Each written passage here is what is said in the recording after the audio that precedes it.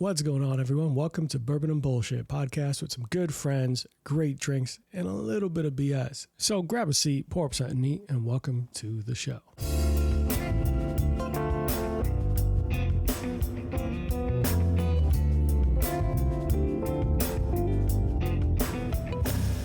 All right. Welcome into the show, everyone. Today, I am with a really good friend, an eccentric personality, and overall volatile human being. I'm joking. All jokes because she's going to hit me. Actually, really happy to finally get her in on the show. It's a good friend, Derby, a.k.a. Sriracha. How are you? Good. How are you? Good. It sounded like you wanted to tell me something right there in the middle. I just feel like it's false advertisement to say we're really good friends. We're more like enemies. I mean, that's fair. I mean, the best of enemies are made because you were friends at some point, and some, it's just something toward a son. I hate that you're lying to these people. You know, you love me. Either way, Russell loves me, so that's all that matters. Today's going to be a fun episode. Derby's a friend of ours. We've actually almost I'm going to let you tell people where we met, but we're going to talk about her journey through roller derby, which is ironically also her name.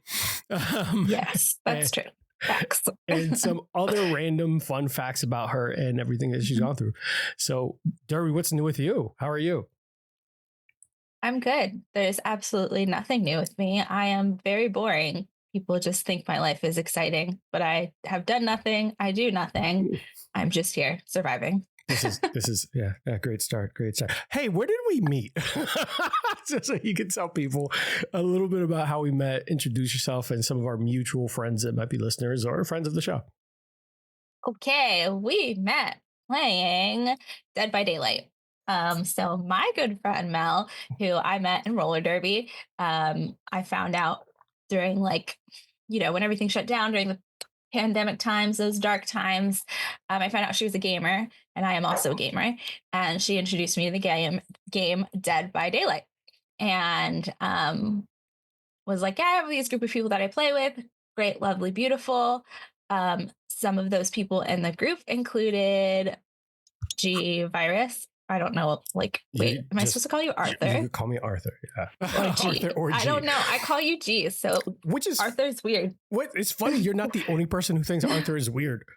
Because it's your name, but it's weird. Yeah, no, you're 100% right. In my old job in football and just coming up, at some point my nickname became AG, or then it just turned into G. And when people call me Arthur, they're like, who? So you can call me G if you want. It's gonna be G because it's not gonna come out fluidly if I try and call you Arthur. Arthur. We're barely into the show. I've been made fun of for just having a name that's not what she likes. Go on, ma'am. I like it. I like weird things. It's fine. Mm-hmm. So yeah, that was basically it. Basically we met playing games. We met virtually playing DBD. Mm-hmm. And from that point forward, we became Nemesis. Nemesis, singular. The reason why I thought it was an interesting story is because for the first 2.5 years of our friendship, we never physically met until I think I went to a roller derby match of yours here when you came to Orlando. Yes. So, I mean, it was probably a good 2 years, maybe even more. And then you guys were able to pop in to watch me play roller derby when I was playing the team in Orlando. And the dynamic in person was the same. We were still very bullying each other and bantering back and forward. And I don't know, we just hit it off really quickly in person too. So I think that made us become even closer friends. And then we started playing even more games together. Nemesis. I just think it's always funny because you hear those stories about people who became friends online. I've been playing Call of Duty with this person for 10 years. And those, I've seen a trend online, especially on TikTok and Reddit, where people have been gamer friends for 10 years, get invited to someone's wedding, and then they become real life friends after knowing all these crazy things about each other forever and ever and ever. Yeah, I was at your engagement party. Yes, you were. You and Russell. When I visited Tampa, me and my fiance visited you and Russell, and we bored them to death because you and I spoke about just video games for about 2 hours. Yeah, well, mainly like not about the games. We were just shit talking about the people we play games with, to be fair. Richie. No, it's just funny. One of the many. Shouts to Shin, shouts to Gata, all of them. What's funny is that like everyone was catching strays, to be fair. It is us. And what's funny is to this day, I've known Ravik in real life before I knew him in games. Like, yeah, I know his real name. He's my best man whenever I get married. But there are times I catch myself slipping and calling him Ravik in real life. Like somehow his gamer tag has become much more synonymous with his identity than anything else, and it's because of that digital friendship. Is that weird? Yeah, I didn't know his name was Kevin until like a month ago. So. What? Seriously? I had no idea. I think I kind of subconsciously knew because I remember going to your engagement party and like I'd already met a bunch of people in person because like a big group of you came to my roller derby games, but I had never met him in person. And I still don't know if I ever met him in person because I don't know what he looks like, but I probably did because I remember the name Kevin. Yeah. But I don't remember having a conversation with him, like, and anybody calling him Ravik or anything in that conversation. So I'm pretty sure we had a conversation, but I didn't know that Kevin was Ravik. Like, I didn't know that those were the same. I got to look back at those pictures and see if there's a point where you're standing next to each other. It was when I told people that you were going to be on the show and that they were in the engagement party, they're like, who? We met her? I was like, yes. And then when I showed a picture of you and Russell together, like, oh yeah, she does roller derby? He was like, don't let her small stature fool you. She's a very mean person. She'll kill somebody. I mean, I would probably. But like, with good reason. It was such a like, yeah, I would. I mean, it wouldn't be like, I wouldn't just be like, I feel like murdering today. Like that's murder. But like if someone deserved it, maybe I'm defending someone. I don't fucking know. Like I will, and I will sleep like a baby. Here at Bourbon and BS, we do not condone reckless murder. No, it's not reckless. Murder. It's with a purpose. To protect your lives. Yes. Moving forward before I get canceled already. This is 7 minutes and 30 seconds into this. So today's drink of the day was so Sriracha is not someone who necessarily takes in alcohol on a regular basis. She is training for some pretty big events and she's trying to keep her body in tip-top shape. So we gave her the option of making a cocktail rendition of almost like a raspberry mule, but using nowadays.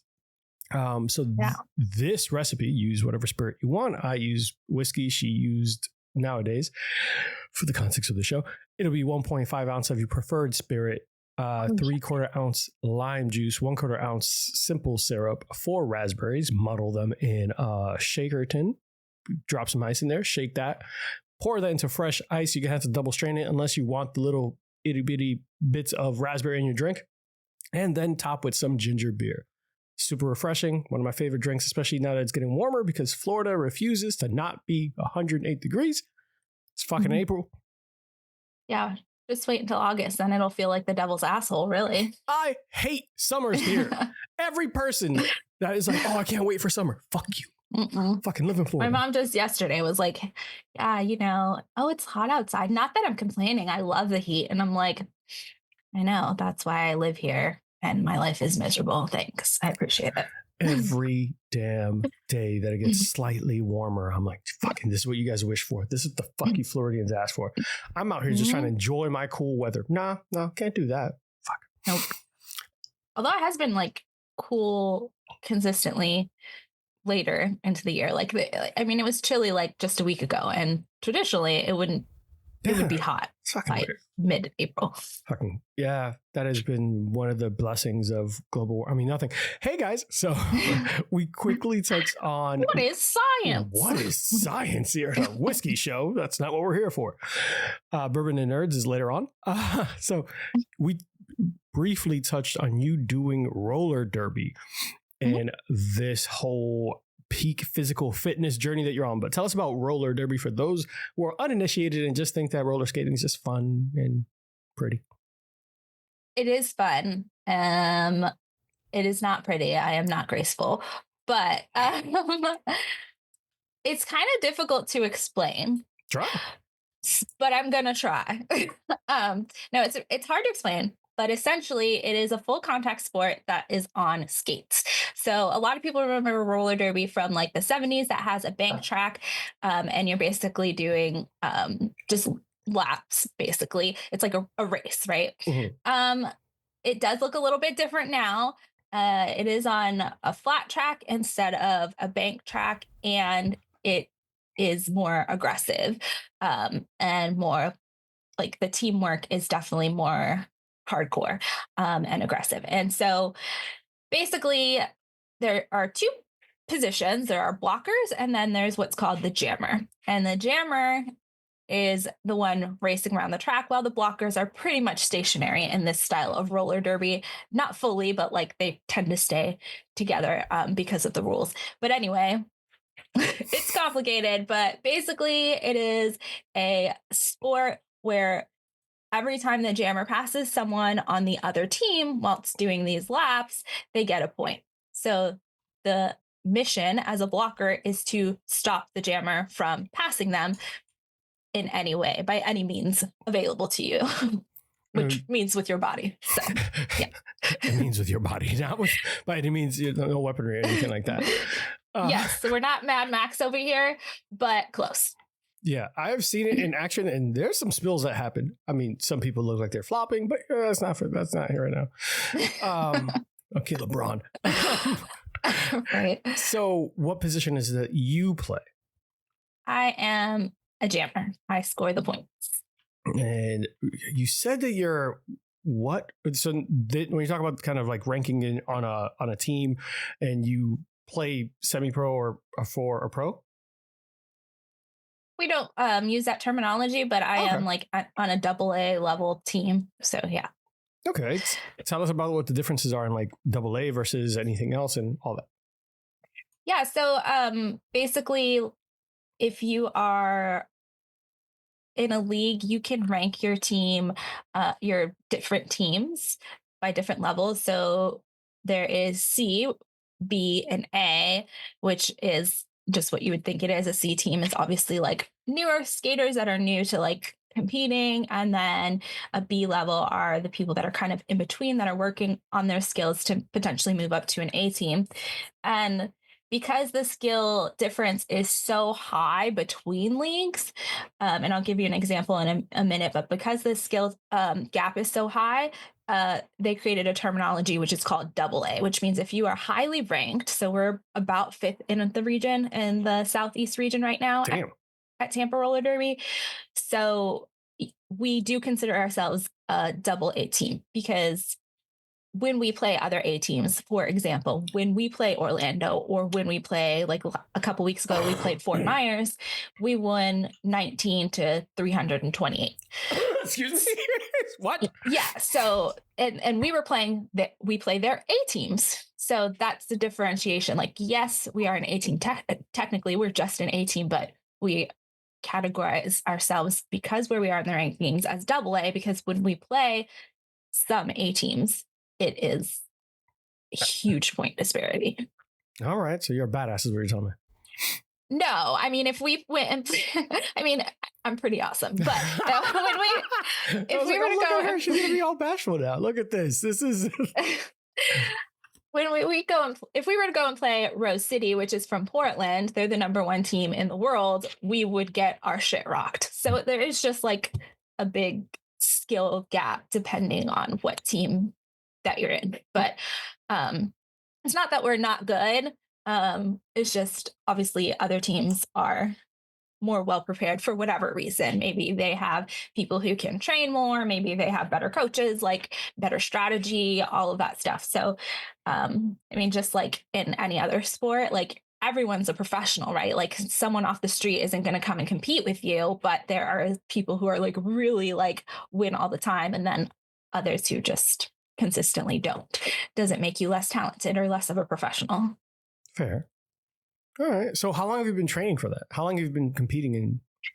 like in roller derby? Was this the first sport that you decided you wanted to do? Were you doing athletics and sports before that, or how was that road to get there?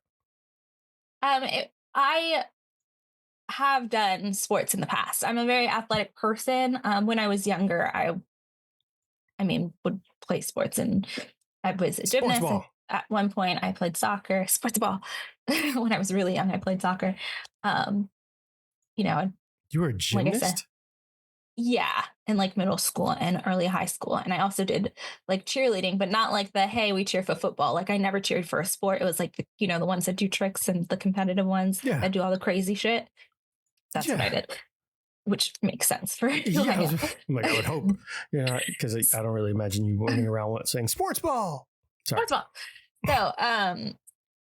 So that was when I was younger, but I've always been pretty like athletic. Like I learn physical things very quickly.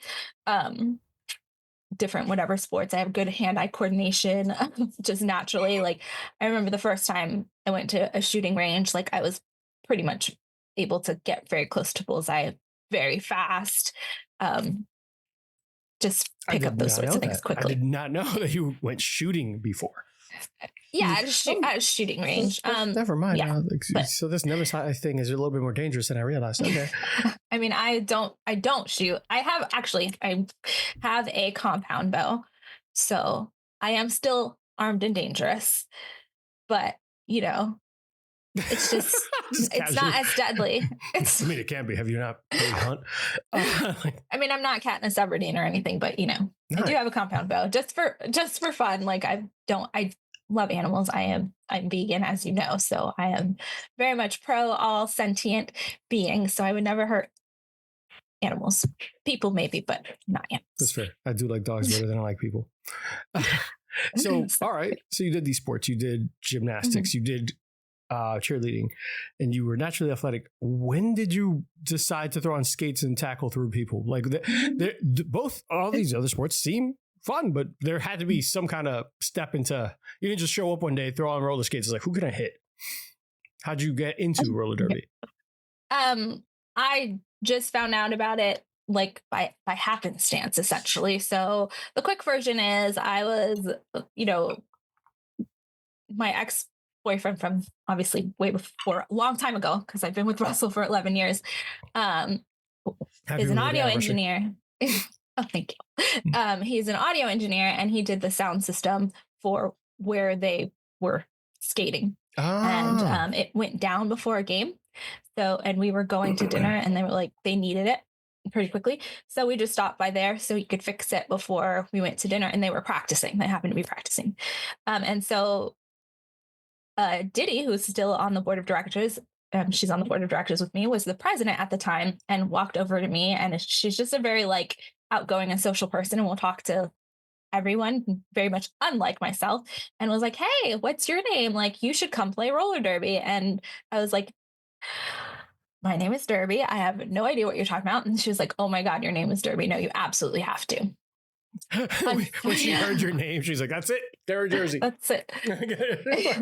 So unfortunately, that was like 6 years before I actually tried it, because sadly, I was in a relationship that was not super happy. So I didn't have a lot of confidence.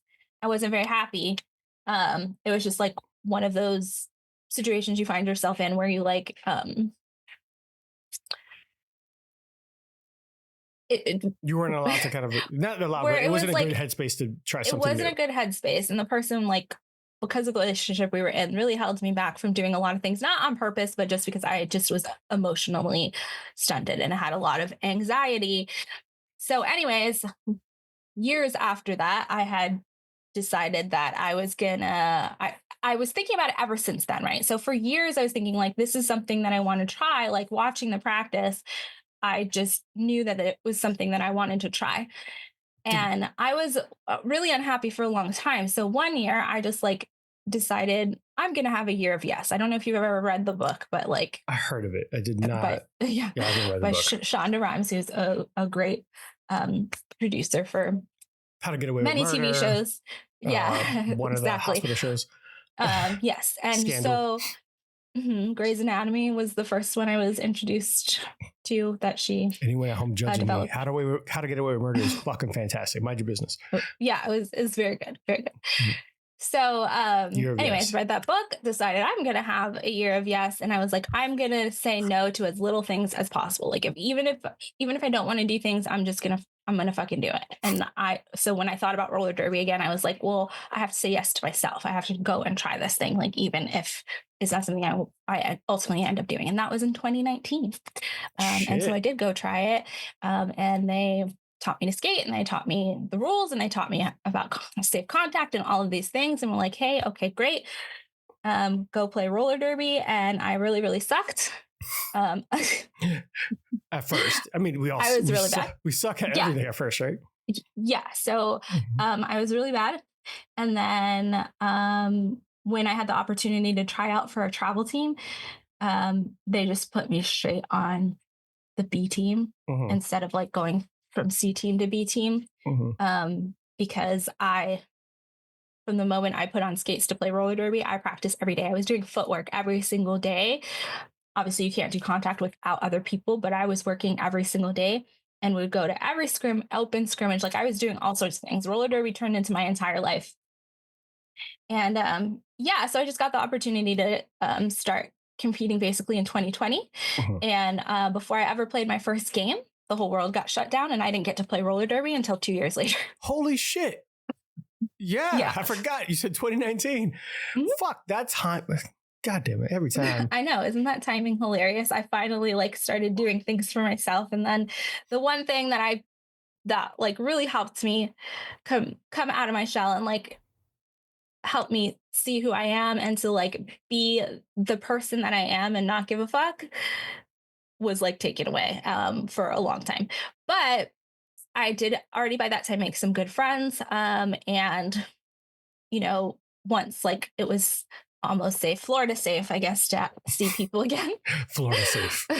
We would go outside and we would, we would go outside and practice roller derby and practice skating and stuff like that. And they were just the safe group of everyone had their group that they would actually socialize with, and whatever, they were mine. So I did still work on some basics of roller derby. So by the time I was able to actually play roller derby, I didn't lose any skills that I learned, and in fact improved a little bit because we were going to skate parks and stuff like that. So I actually knew how to skate. I was better at skating when I came back. That's awesome. Yeah. And then, like I said, because I'm just can naturally pick up athletic type things, I got an athletic trainer as soon as they put me on the A team. Because when we came back, because of the skill level that I was and who was, I probably, if everyone that had come back, if everyone that was on the A team before had come back, I would have never been on the A team. But because we were lacking in players, they put me right on the A team. So I was able to travel. One of my first games, if not my first game, was actually a game, an A-level game. Really? Out of town. Yeah. Where? And in Columbia, South Carolina. I forget that you travel so much for this. I travel a lot from day one, apparently. No. Sure. So I basically just got an athletic trainer, someone who trains athletes, not just a personal trainer, but an actual trainer that could train me in agility as well as strength. And so for the first full year back, I worked super hard and improved my skills so much, dramatically. I was dedicated to being good enough to be on this A team. Hell yeah. And I just made it. I just kind of made it happen. I improved, and every year your goal is to improve, but I like to improve a lot. I'm an overachiever. So now I went from never having competed, and one of my first games being an A-level game and me being what the fuck am I doing here, to now I know that I'm an athlete. I feel comfortable calling myself an athlete, and a competitive athlete at that. And now I'm going to the World Cup with Team Puerto Rico and feel confident that that's a role that I should be in. Hell yeah. I have an applause button, but I got something else there. Hold on. You just got jammed. I knew you were going to do that at some point. I was like, this is coming. Did you know for real? I just had a feeling. What? I had a feeling. I didn't know when you were going to do. I didn't know what was going to trigger it, but I just thought That's going to happen. That's a fun. Because you and Richie are the worst. What? We are not the worst. By no means are we the worst. Have you met Gata? Oh my God. Guys, we're going to take a quick break, but awesome so far to get to know a little bit more of that history and when you got into it all. And that, yeah, it's a boring story. So, but no, it's not. It's a fucking story where, you know how many people started a pursuit or a dream or something during the pandemic and it never panned out? I'll tell you, I was doing jujitsu and I was really getting heavy into it right before the pandemic. And then you get immediately told you can't be around people. Jujitsu is 95% hugging people. Mm-hmm. So by the time I got back, I was like, I tried to get back into it and I was like, there's a lot of injuries involved. I'm almost like fucking 38. I forgot how I was much older. I was like, I can't do this shit anymore. And I was working. So like, I didn't pursue it. So I'll be one of those stories of failure where you said, fuck it, I'm gonna keep doing this and do it right. And you ended up really high level. So no, not a boring story at all. And if you keep shit talking yourself, we're going to fight. Be right back, guys. Hey guys, here at the show, we ask that you follow 3 simple rules that'll save your night and possibly your dignity. Rule number 1, don't drink and drive. Seriously, Uber exists for a reason. If you wouldn't trust yourself to build IKEA furniture after 3 bourbons, you definitely shouldn't be behind the wheel. Rule number 2, avoid Amazon one-click buy. Drunk you thinks a medieval suit of armor is a great investment. Sober you, not so much. And then try to explain it to your credit card company then. And finally, rule number 3, do not text your ex. Look, they had their chance, and you deserve better. No one ever found happiness at the bottom of a 2 a.m. I miss you text. Move on, hydrate, and remember, you're better than that. Don't do that. Don't do that. Text literally anyone else. Text your Uber driver that you miss them, but not your ex. Seriously, all jokes aside, stay safe, do the right thing, and take care of yourselves. All right, guys, now back to the show. Guys, we are back. Chacha, that's the updated version. The other one was a little goofier, but this one seemed more of an adult version of don't drink and drive and don't text your ex. So, I like goofy. I thought it made me laugh. It was fun. Good, as long as it passes the Sriracha judgments, because they're pretty harsh. Right. They're pretty harsh. I am pretty judgy. No, harsh critic, which I appreciate. Someone got to keep Richie and me in line. So you talked about after the pandemic, you just buckled down, decided I'm gonna make it happen. You made it happen, and then you jumped ahead and spoiled it, and you got selected to represent Team Puerto Rico. So yes. That must have been great. I know it was nerve-wracking, and I know it was an exciting kind of like that made you feel really good. But tell us about how that process, like what does that look like, and where is that taking place? Because we talked about you traveling a lot. Yeah. So the selection process was actually it was kind of easy. Like I expected it to be more difficult, I think, but essentially I just filled out like a Google Doc. I'm trying to make it sound like this giant ceremony. You're like, there's a Google Doc involved. Yeah, there's a Google Doc involved. But I mean, they asked, questions like, what is your level? Who do you play for? Like, what is your experience? All of the stuff. Why do you want to be part of Team Puerto Rico? All of the whatever questions. And then they also asked for footage, like in-game footage. So I picked 2 of the games that I played in at regionals last year. And I had to go through and timestamp every single time I was on the track and like put a link to that. Shit. Tell them who I was. Like, I'm wearing a black jersey. This is my number. Like, I'm the jammer, whatever. For me, it was easy because like, you're the jammer. And they're like, oh, the fucking person with the star on. That's who we're watching. But yeah. So it was actually a pretty easy process. I didn't think that I would get selected because, for a team like Team USA, you go to tryouts and like the top people in the entire country are trying out. And I didn't try out for Team USA because I didn't want to. I didn't think I would be selected, but I also didn't want to represent the USA at the time, for probably obvious reasons. And so I didn't. And that selection process, I have, a few friends that went through it, and it's much more difficult because you have to fly to another state. Like you have to fly where the tryouts are. sometimes there's multiple rounds. It's more of a traditional style. Like you try out the first 30 minutes, you do skills and drills, and then they like cut you in half. They're like, these people are not even moving on to the next round and all of that. So I thought maybe that it would be a much more difficult process, but it wasn't. And I just waited. And like a week or two later, I got the email inviting me to go to the World Cup in Austria. It's in Innsbruck, Austria with Team Puerto Rico. Innsbruck, Austria with Team Puerto Rico. I thought that was such a cool moment to hear a friend of mine get selected for Team Puerto Rico for just something you're so proud of. And you try to underplay it where you're like, so, and you just kind of said, like, mother, this is a big fucking deal. How are you just going to just, oh, by the way, this woman. I was so frustrated. You just got jammed. And every time. Okay, well. All right, that's the last one for right now. For now. But no, that's a big deal. And I'm proud of you for it because I know it meant a lot to you. And especially when now you're telling me the story basically where you started getting into the sport right before you couldn't do the sport. And then you just pursued it. And prior to that, your confidence being impacted a little bit. Did you feel, I want to kind of jump back to that. Mm-hmm. Did you feel that once you started doing it, when you said dedicated yourself to the year of yes and did it, that it improved your self-esteem, improved your confidence, improved some things, or how did it do for your mental health? Yeah, it definitely did. Like it played a huge factor in me being able to appear like authentically, essentially, all of the time. Right.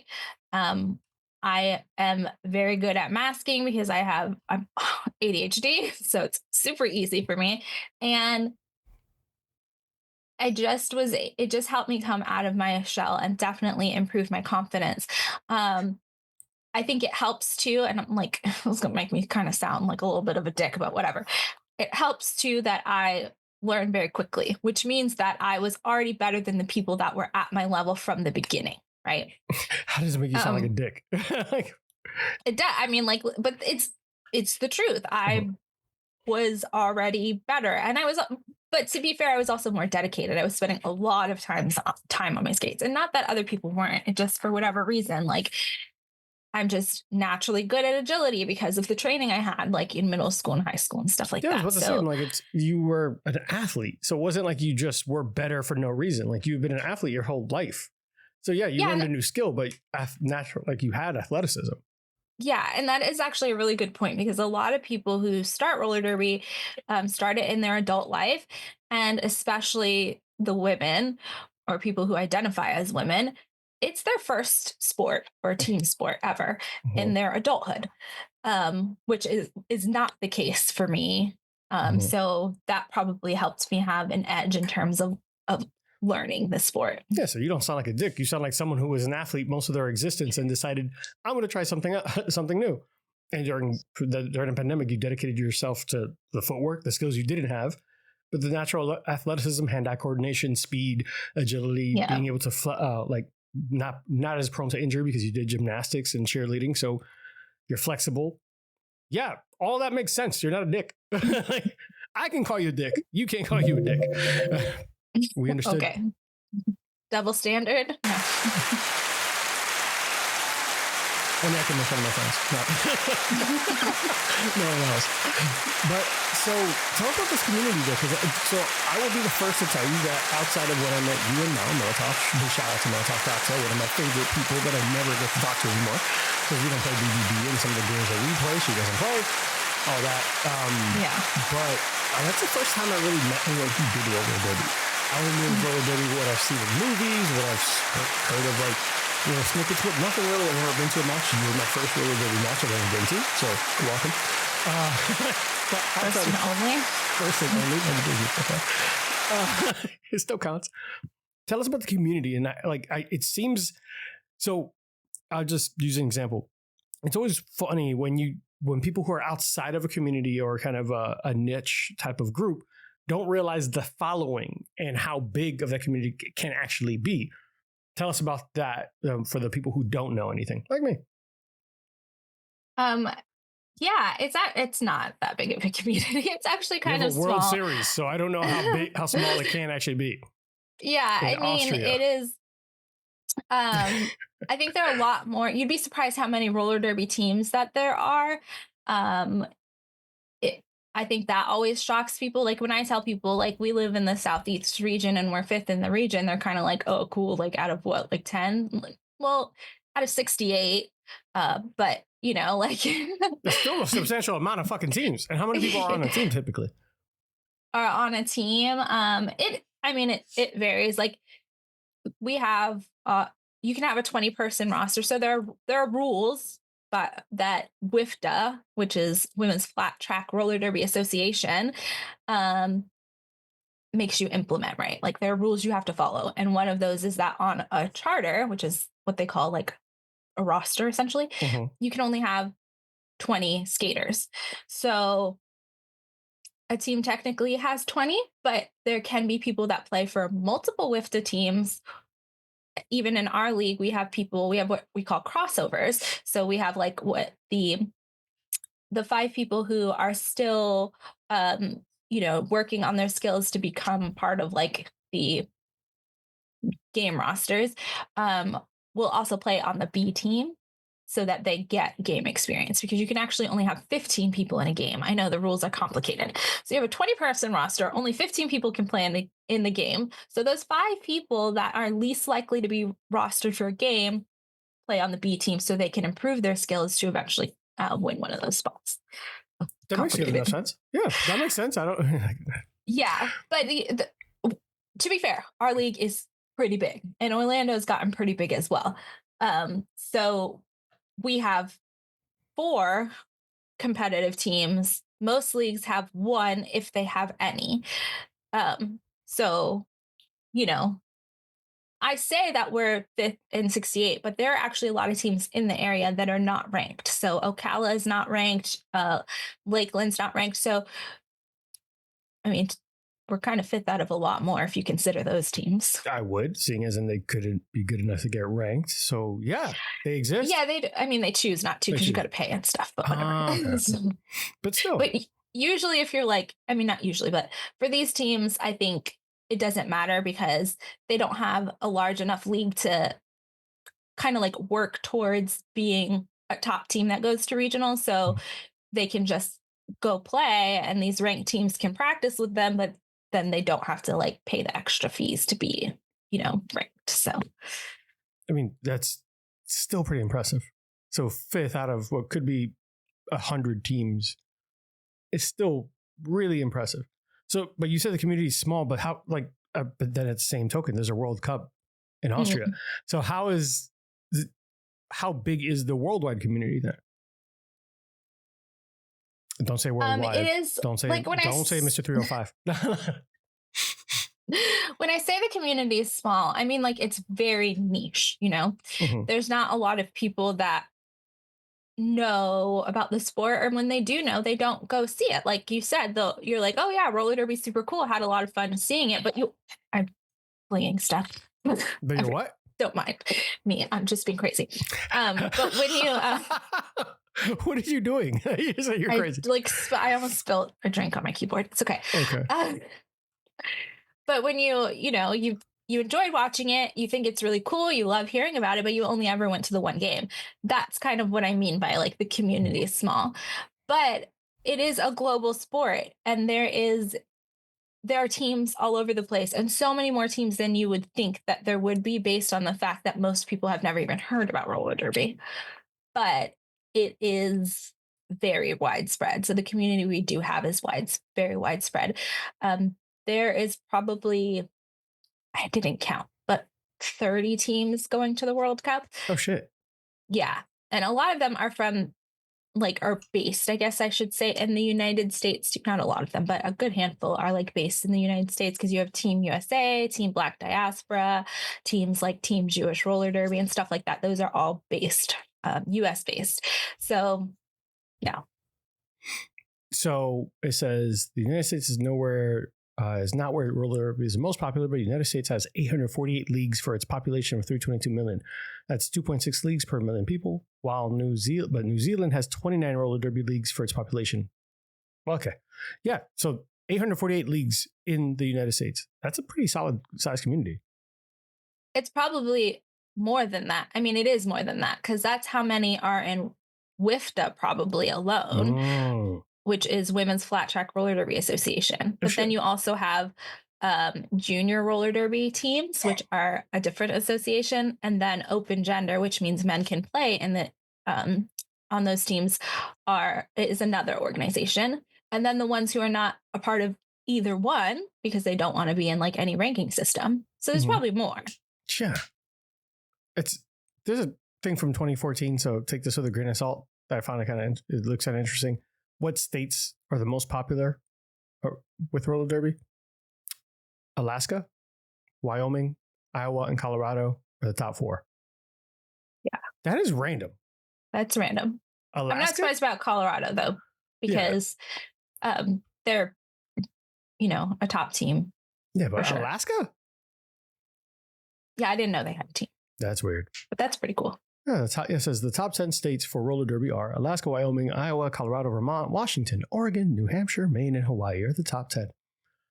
Florida's number 49. That doesn't surprise me because I think it has a lot to do. I think what they're talking about too is not like is in order to be popular, you have to have spectators, right? It's the spectators that make it popular, not the players. And people here in Florida are terrible at like being fans of things. Like they can't be bothered, even for, our baseball team and our football team and stuff like that. Like, that doesn't surprise me. Yeah, that surprised me. Like, yeah. Unless you're a college football team, then they care about you way too goddamn much. Live, breathe, and eat it. Moving on. Yeah. So outside of the roller derby and everything with that athletic profile of yours, and congrats again for Team Puerto Rico. And we can't wait to see the live link because you said I'm not allowed to go to Austria. You jerk. Oh, you're allowed. It's pretty expensive though. Yeah. That bill is going to hurt. Moving forward.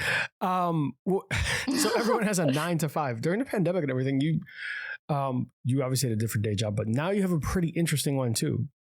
We're going to get to that when we get back from this quick commercial break from Aurora Fable, aka Shinorbi's wife. So people stop fucking telling me that her voice is awesome. It's really awkward. Be right back, guys.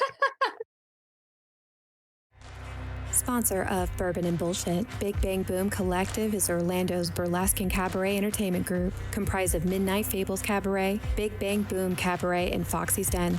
Follow us on Instagram at Big Bang Boom Collective, or join our VIP email list for info on upcoming shows by visiting www.bigbangboomcollective.com. Guys, we are back. Yes, I had to give that little piece of caution because more than once someone say, "Hey, so when is she coming back on the show?" Listen here, creeper.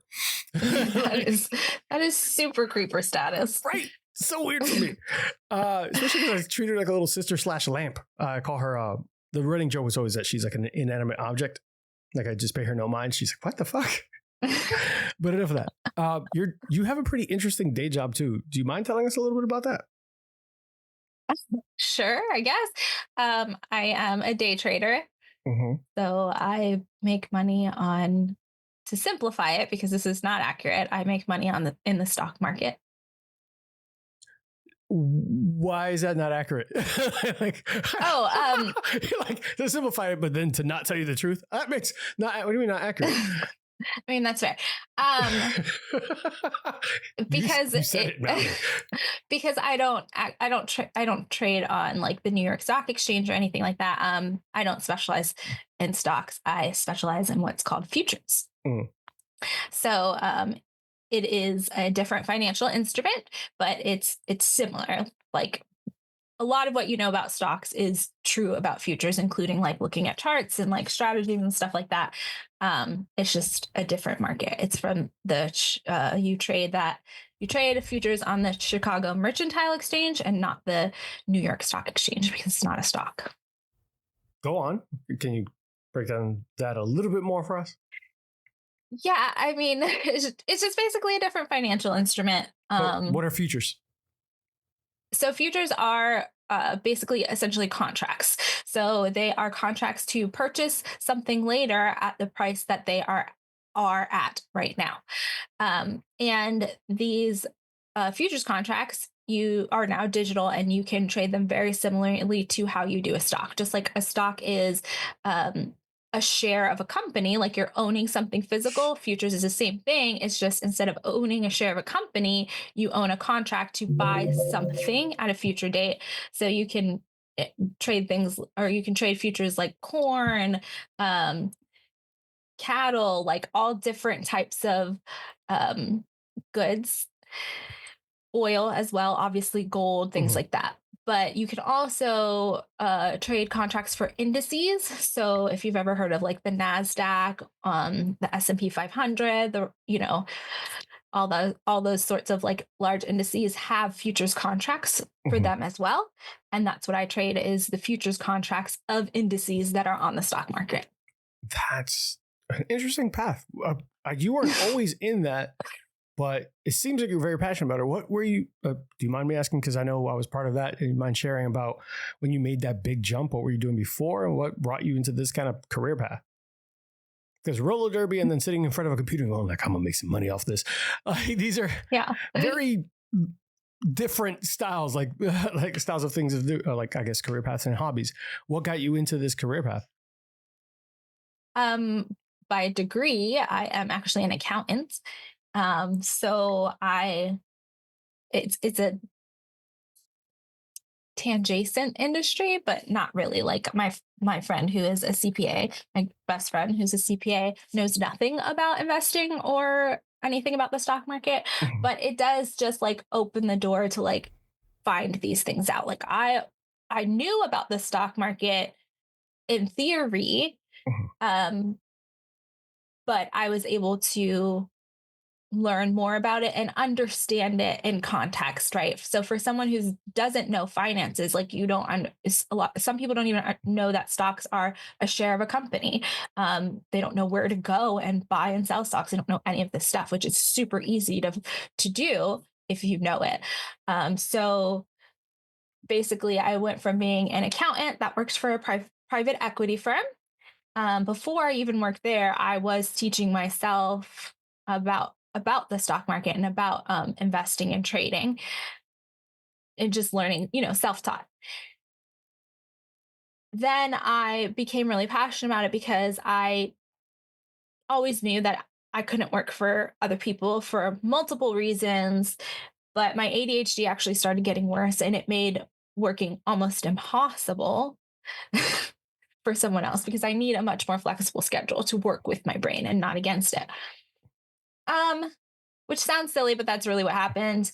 So as soon as I started making consistent money, day trading, because what I really like is day trading. I'm not a long-term investor. I can't hold things for, years, months, all that stuff. I don't do that. I will hold things for I can't. I can hold things for days at most. But really normally I will hold contracts for like minutes.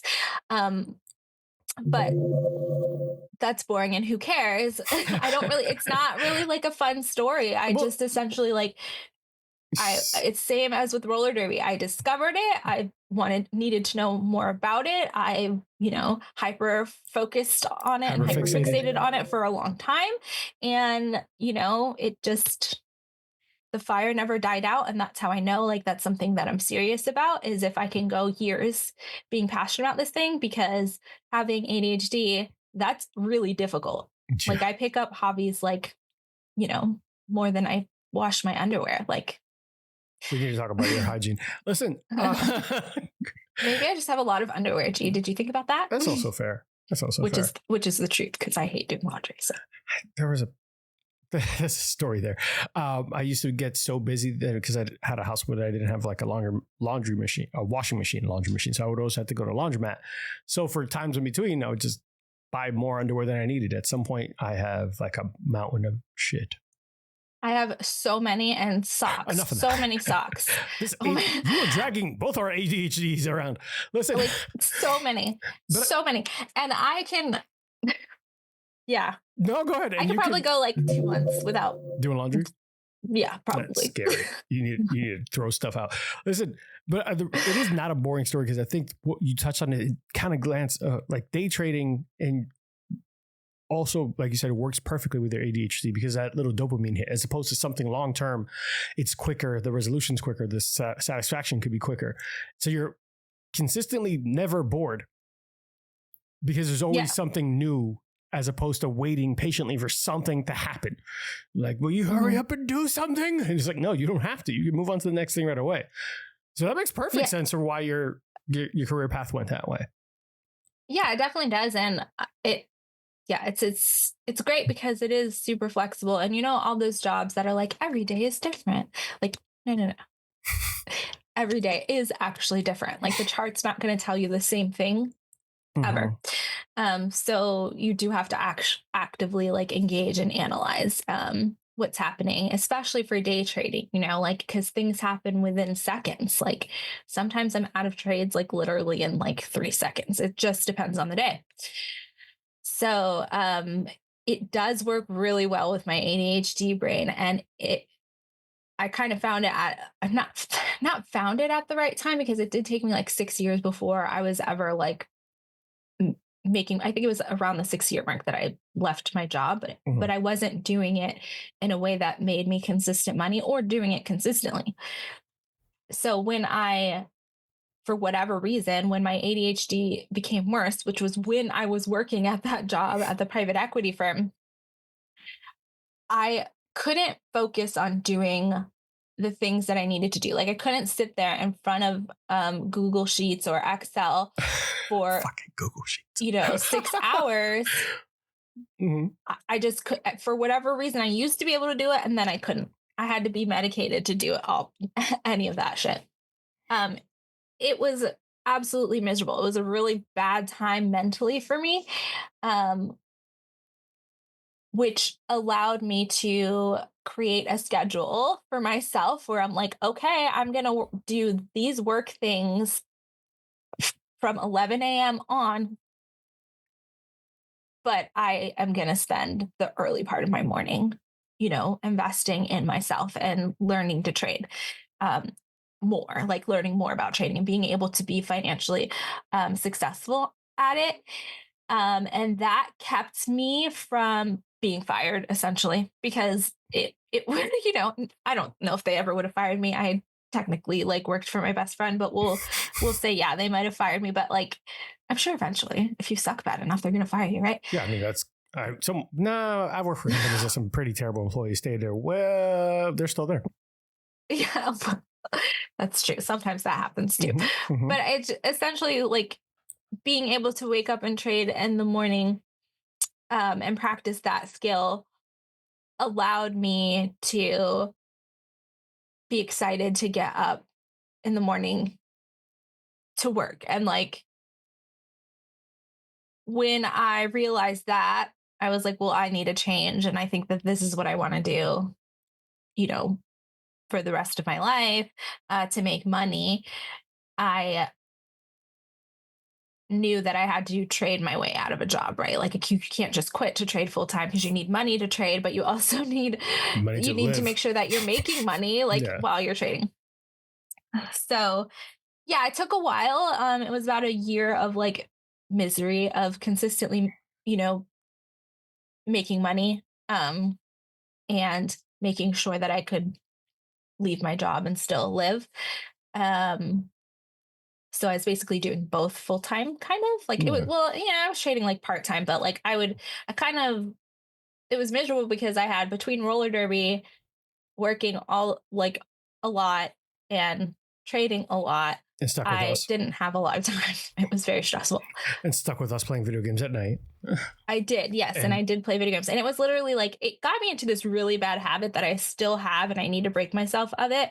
But there wasn't ever a time in my life where I would be sitting in front of a screen all day, every day. But when I started that, as soon as I was done working, I was I'm so high strung and so stressed and so drained. I cannot go socialize. I can't go out to dinner with Russell and his friends. I cannot do it. I'm so burnt out. All I wanted to do was something that was mind numbing. So I would play my video games to relax and unwind. And so it got me into a really bad habit where I would wake up in the morning and I would basically be on the computer all day, every day. And I still do that. So that's probably not great, but where we are right now. That's where we are in life. If I'm not training for roller derby or making food, I'm in front of the computer, which is so not great. But so to be candid, I also have ADHD, and one of the things that I struggled with, especially when I started working from home, was trying to get myself out of this like very cozy, like non-social space. So I completely understand it. When at least for me, and I don't mean to speak for you, but finding that athletic output for your energy, and that kind of lets you go into almost like a, sounds so dumb, you get to zone out, kind of a flow state. You're just out there doing what you're supposed to, getting those, it's just you. At least for me, anything I've done athletically, I joke about it being the dark place, where like I could just go somewhere else. I could shut it off. I could not hear a bunch of like, I need to do this and do this and do this and do this and do this. And it's just for anywhere from an hour to 3 hours a day, whenever I was doing whatever athletic, I don't know, whether it was jujitsu, whether it was MMA, whether it was CrossFit, whether it was weightlifting, I can go somewhere else and it felt relieving. And I don't know if that's how it is for you when you're when you're derbying. Do you call it roller derbying or derbying? Yeah, roller derbying. Yeah, it is actually very similar for me. Like there's never a time where there's like one thought in my head or no thoughts in my head ever. Unless I didn't even know. I'm still weirded out by the fact that some people like don't narrate things in their head. Like, what? You don't have a voice speaking to you? Like, that's so weird. I had that conversation with someone. Like, it's so weird. I'm still shocked by that. But yeah, so in roller derby, when I step up to the jammer line and I'm waiting for the whistle, that's what I'm focused on, is waiting for that whistle to blow. There's no other thoughts. And a lot of people will like analyze their way through a jam. Like I'm going here, I'm doing this, like, I'm working with my team, doing all that. I have nothing. I have no thoughts. It's literally just moving on instinct and like muscle memory of the things that I practice. And then at the end, after the jam is over and I'm sitting at the bench and people are talking to me about the jam, then I'm like, oh yeah, I did do that. That did happen. Okay. Like, that's what happened. Yes, I'm with you. That's a dope thing that you found though. Like, I think you did athletics obviously when you're younger, but it's really cool that later in life, when a lot of people, unless you're a pro athlete or a collegiate athlete or something like that, you kind of move away from those things that brought you a lot of joy because you didn't realize those are the things bringing you joy. They became kind of just at least earlier in age, it just became the social dynamic. It was the expected. You did the sport, you did the thing. Your parents put you somewhere. You might have had some interest, but as you get older, you lose some of those athletic endeavors. Yeah. And finding a way to not only build or reduce some anxiety, get some focus and build yourself back up. That's dope. So I'm happy for you, man. Don't tell people I said anything nice to you. I would never do that. This never happened. What were you gonna say? It would make me being mean to you much more less impactful if people knew you were nice to me all the time. Now, and I don't mean to like spend too much time on the ADHD thing, but I do think it's important for people who are out there who might be struggling with finding a way to keep focus or find something, and you see it all the time. Like you mentioned, it kind of briefly where you might have lost your job if you didn't move on or find something else to help you get that attention somewhere. I found myself staring at one of the easiest tasks in the world. And I'm like, that's boring. I don't want to do it. Or I could do that any other time. Let me go look at something else. Let me go do something else. Meanwhile, the thing that could have taken me 5 minutes took me 2 days. Oh, 100%. Like, I mean, that's literally my whole life, unless I'm taking medication, which I don't like to do. So I don't like to do every day, I should say. Like I do because it helps me. But yeah, I like talking about ADHD, and I think it can annoy some people because I do say things like, oh, I do this because I have ADHD or this, but it's because I've found that a lot of people don't understand. They don't understand. They just think that some of the things that I do are like quirky things. They're like when I say like I struggle cleaning my house, like I struggle doing chores, people are like, oh yeah, me too, like I so hate doing chores, like I love procrastinating. I'm like, no, I don't love procrastinating. Like, you don't understand. Like, here's the situation. I'm mad at myself because I'm not doing the thing. Yours is a cute quirk. Mine is I physically cannot. It's not that I'm like, oh, I'm not going to do this chore because I'm filing my taxes and doing something else important. Like, no, I'm literally sitting there berating myself for hours for not doing the thing that takes me 10 minutes. Yeah. Like it is a mental struggle all of the time. So I do like talking about it, and I like educating people on it who may not understand, who think that ADHD is always hyperactivity. It's not, especially in women, that you find that a lot less too. It's other things. And so I find myself talking about it a lot, and it became a part of my personality to make sure people knew that I have ADHD, which sounds weird, but I didn't know for a long time that that's what I had. And I thought I was lazy. I thought, like, why can't I stick to anything? Like, I had no discipline. I was lazy, all of these things, when that's actually not true. Yeah.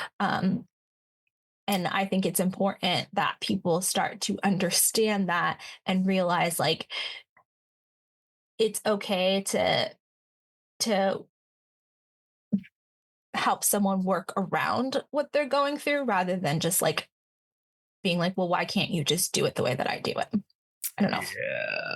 No, that's completely fair. I think I'll be honest. One of the things that I struggled with was I have friends who, especially because I don't know, I guess I come off confident, whatever, blah, blah, that never really understood that I was always processing something. I was always like going at 100 miles an hour. I had an ex or some couple friends that were like, yeah, you can't really sit still, man. Like, oh my God, is it FOMO? You fear of missing out?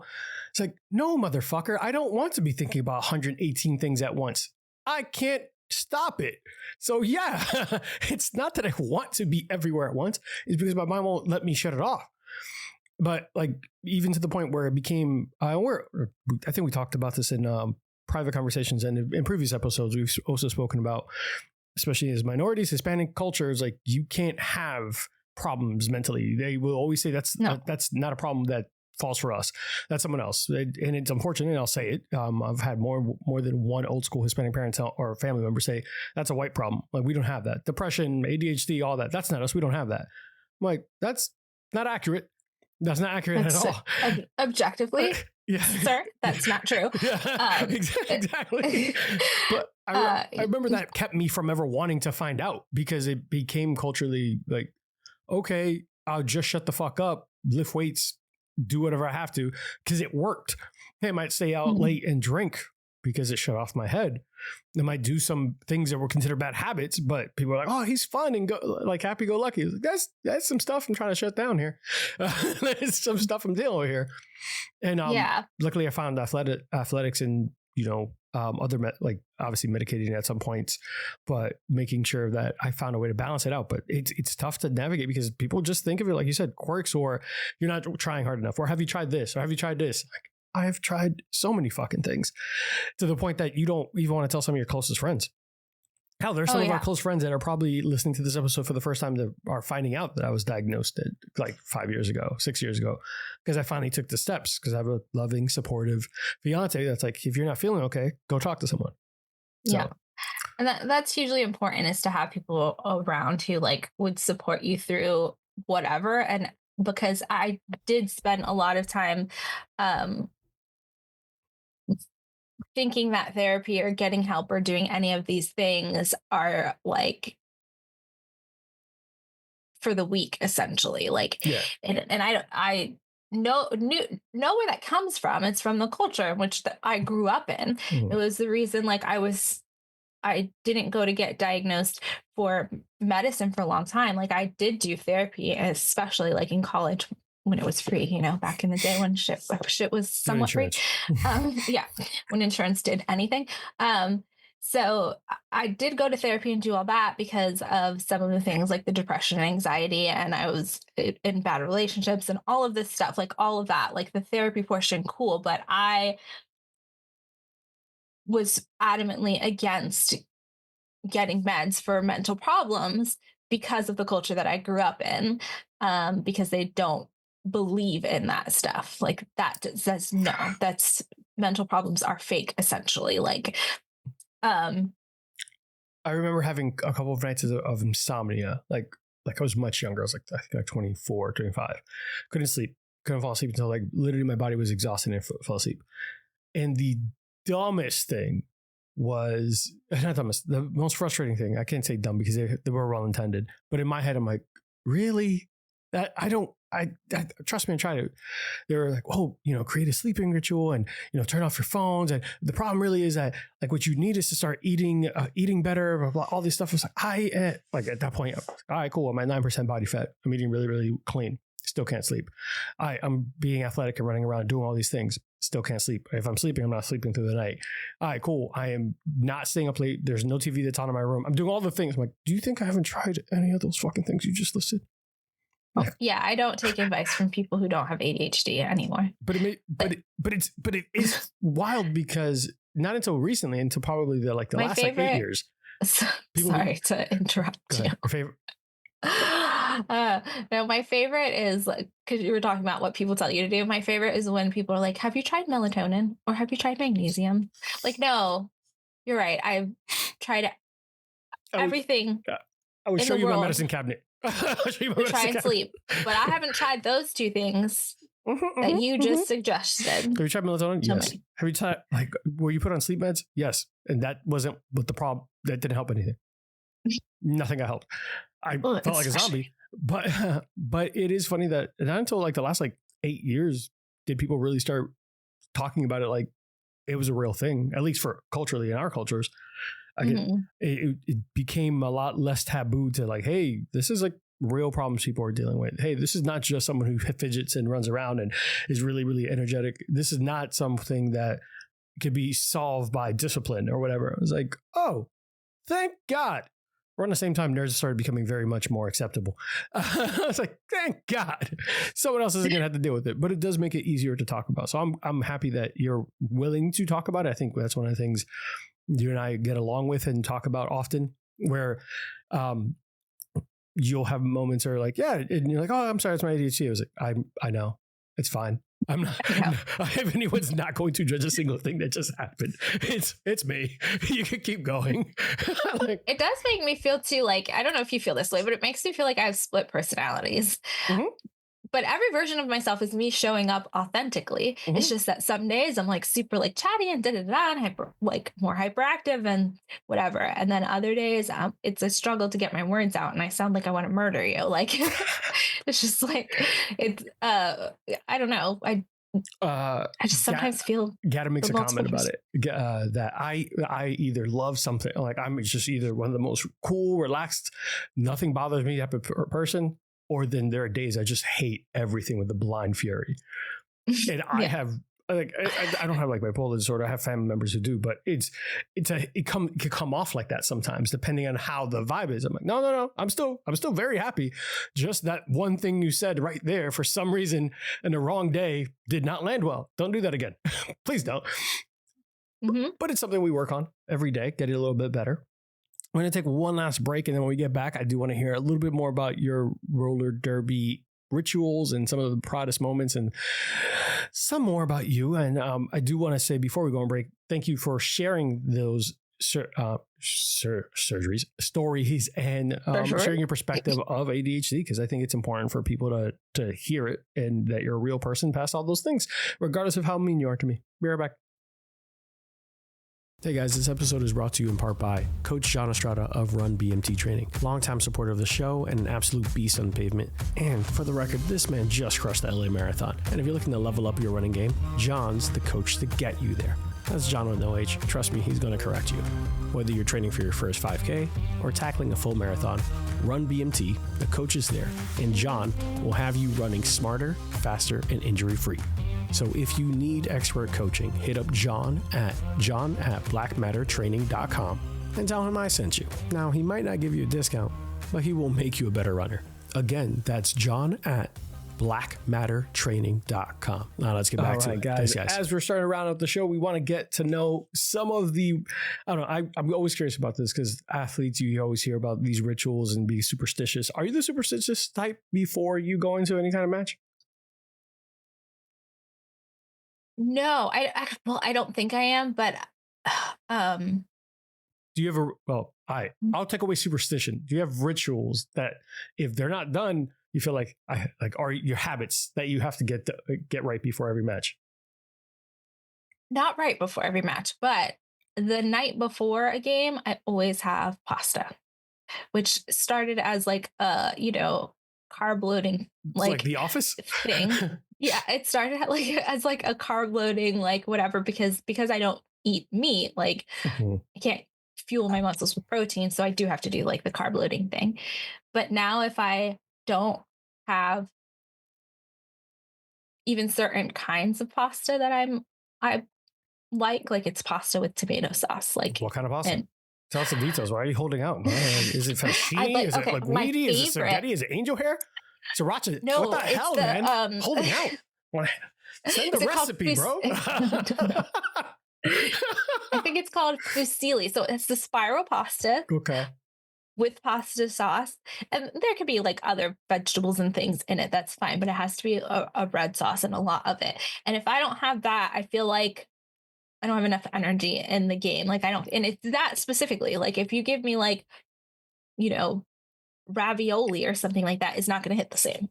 If you give me even spaghetti, like the spaghetti shape, it's not hitting the same. Really? Yeah.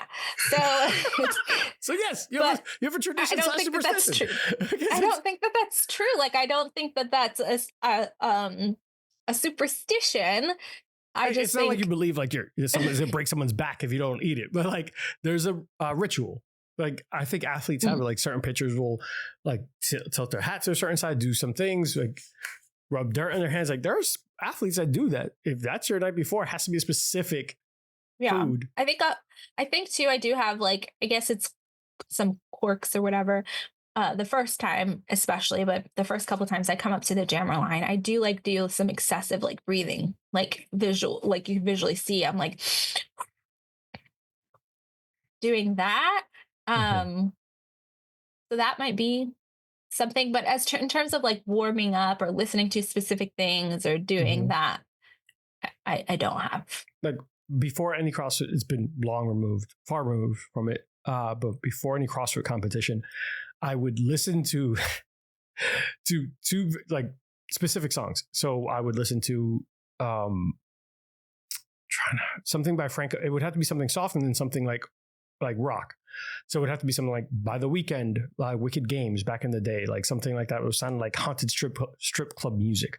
So it was a weird and then I would listen to something heavier, something like depending on what we're doing. And that became my routine every single time. Because for those who don't know about CrossFit, sometimes there's this lifting portion. There's a Metcon where your heart rate should be lowered. Because I'm not a runner. I'm not someone gonna hit something hard or lift something heavy really, really well. But so I would have to do these routines because if not, I can control my breathing all day. But if I didn't listen to the music that kind of helped me melodically focus on something outside of all the external stimuluses, it would go terribly. And I would realize that really quick, that if I didn't have my AirPods or something to listen to music, I got angry. I got frustrated. I was like, I need my music. It's going to be it's a lift that I've done a million times without the music. But in this situation, I needed to do it. That was my little ritual / routine. If it was a lift, I had to do something like rock. If it was an endurance training, it's something slow. That's very interesting. And I think there are a lot of people that are that way. I think I just am bad at being consistent at anything, but I do have the little things. Yeah. Well, heavy breathing and visualizing or whatever. Yeah. Look at you. I wish I had more. No, you don't, cool. Because it's going to take so much time. What can I come up with? I'm curious. Pasta the night before. Pasta the night before has never been one that I've done. I just fucking do very specific peanut butter Uncrustables in between like certain workouts because I need to get that back. But that's just fucking nutrition.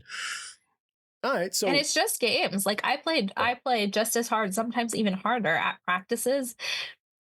But that doesn't matter. Right? It's just before the games. I need a night before game. That's what I'm saying. I got to eat my pasta. I remember doing it was just it was a bear complex. And it's like, oh, do the heaviest bear complex you could do. In the gym, in front of all my friends, I did the bear complex at like 265, 270. I was like, okay, cool. When we get to the competition, I'm going to try to go for like 235 comfortably. 225 felt like I was lifting the heaviest thing I've ever lifted in my life. And I felt like I was going to crumble because I didn't listen to my music. And then when you can do it again, you can come back later at the end of the day. I did my routine. which I should have been more tired. And I did it, hit it hard. And people were like, what the fuck was that earlier then? I was like, the music, mind your goddamn business. It's just the music, guys. It was the goddamn music. It was the wrong vibes, okay? Yeah, vibes are off. Vibes are bad. Everybody get the fuck out. Vibes are off. All right. So some round out questions. So where do you see yourself involved in the Derby long term? Coaching, mentoring, is this something that you want to somehow always be part of? Or is this something that, hey, when you're no longer an athlete, move on? I would like to think that I would stay and help people. Like it would feel good in my heart. Like in my heart, that feels good, right? Like I want to go ref, I want to go coach, I want to do all of these things. But I know myself, and what I probably would do instead is fill that time with something else. I'd be like, well, I can't play roller derby anymore. And then there would be the next thing that I obsess about for the next few years. Fair enough. Fair enough. I just think you might be a good coach, but I'm done complimenting you for the day. Yeah, stop being nice to me. It's weird. God, You're giving people the wrong impression. It's almost like we're friends. Awesome.